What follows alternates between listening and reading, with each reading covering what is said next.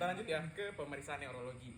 Untuk pemeriksaan neurologi ini kalau aku lihat di checklistnya kalian tuh ada banyak. Yang sebenarnya nggak banyak banget sih, pada pendek-pendek semua. Kan ada pemeriksaan kesadaran, GCS, ada orientasi, terus ada Benning Nielsen juga, terus sama pemeriksaan persepsi nyeri ya, gitu. Mungkin kita mulai dari GCS dulu. Kira-kira GCS itu buat apa sih? Kesadaran. Periksa kesadaran, benar ya. Jadi kalau misalkan sering banget kalau misalkan periksa GCS tuh misalkan di rumah sakit tahu-tahu datang pasien lemes, misalkan lemes nggak sadarkan diri. Nah itulah fungsinya kita buat GCS. Kira-kira kita mau menilai kira-kira kondisi pasiennya gimana sih. Kalau misalkan pasien yang masih melek sama pasien yang udah nggak melek, itu kan berarti kan beda kan apa keparahan penyakitnya gitu kan. Makanya kita periksa GCS. Nah GCS ini apa aja yang kita nilai? Ada 3 E, V, M. E nya apa?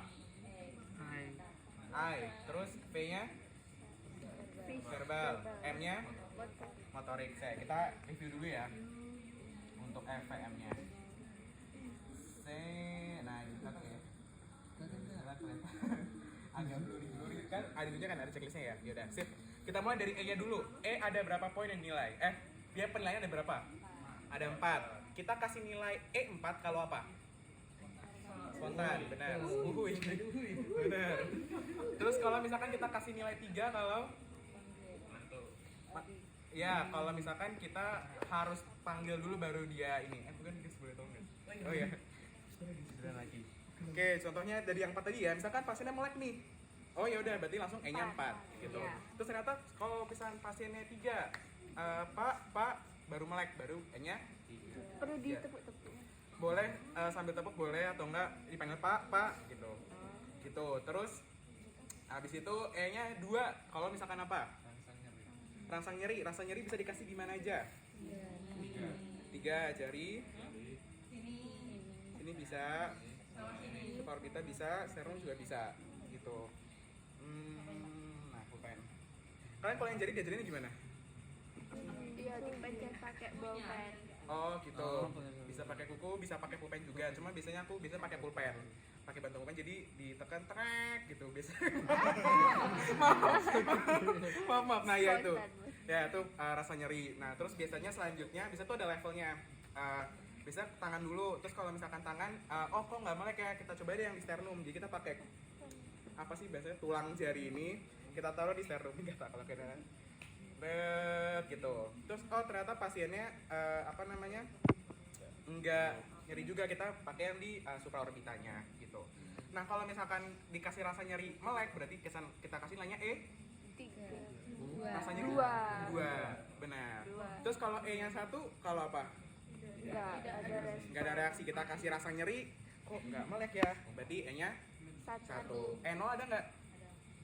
Nggak ada. Oke, sip. Oke ya. Lanjut, kita ke verbal. Verbal nilainya ada berapa totalnya? 5. V5 kalau apa? Bisa. Nyala. Menyala punya. Gimana? 5 kalau Bisa ngomong tidak diorientasi. ya benar. Kalau jadi biasanya tuh kalau misalkan Lagi di kalau mana? ini Pak sekarang lagi di mana, misalnya kita tanya ya sekarang lagi di mana, di rumah sakit, pokoknya diajak ngobrol nyambung, berarti kita kasih nilai V-nya.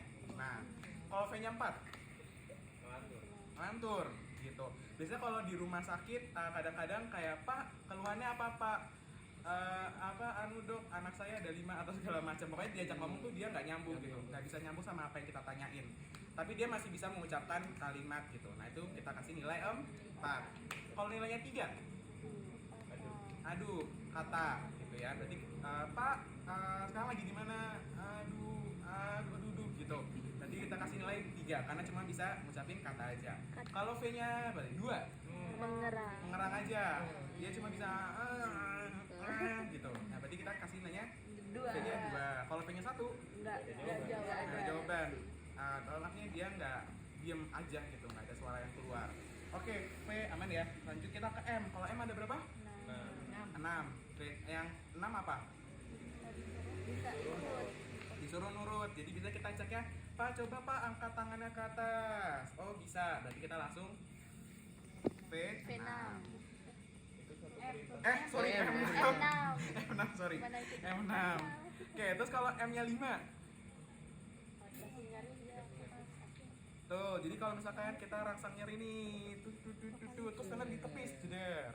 Itu berarti kita kasih M-nya 5 karena bisa nepis. Kalau misalkan M-nya 4, rasa nyeri. Jadi kalau misalkan nih tadi aku misalkan ngasih rasa nyeri di jari, terus ternyata pasiennya bisa gitu, dia bisa menghindar. Atau misalkan aku kasih rasa nyeri di sternum, terus pasiennya tuh kayak gitu.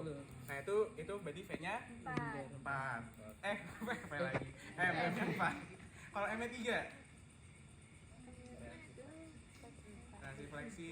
Nih, kalau misalkan nyeri, dia nggak bisa full bisa melokalisir rasa nyerinya, tapi dia cuma maksimal banget, cuma bisa ngefleksiin tangannya aja. Jadi kalau misalkan segini, ya udah maksimal segitu aja, dia nggak bisa melokalisir. Itu kita kasih M-nya 3. Kalau M-nya 2, ekstensi, dia cuma, bahkan dia udah nggak bisa ngangkat lagi, dia cuma bisa gini aja nih, gini aja. Terus kalau misalkan M1, nggak ada reaksi. Oke, aman? GCS?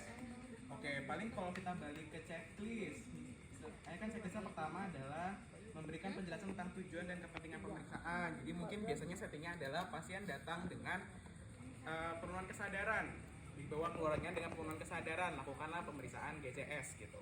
Nah, biasanya ini kan checklist yang pertama adalah melakukan penjelasan tentang tujuannya. Mungkin teman-teman bisa ngejelasin, kalau misalkan pasien yang nggak sadar, kita ngejelasinnya ke keluarganya atau yang mengantar. Oke, mohon izin Bapak atau Ibu, setelah ini saya mohon izin untuk melakukan pemeriksaan kesadaran atau GCS untuk mengetahui apakah pasien sadar atau tidak, untuk mengetahui kronis pasien berikutnya. Terus abis itu, baru kalian lakukan pemeriksaan tadi yang E, V, M. Mungkin kita sekalian tes aja kali ya. Udah apa tadi kan E, V, M-nya? Oke, coba ya.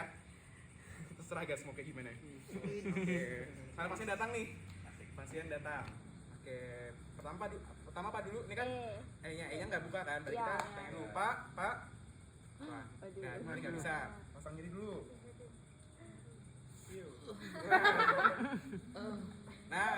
Nah itu kita udah. Berarti atau udah semua? Sudah sama yang Udah semua langsung berarti. Berarti dari E-nya berapa?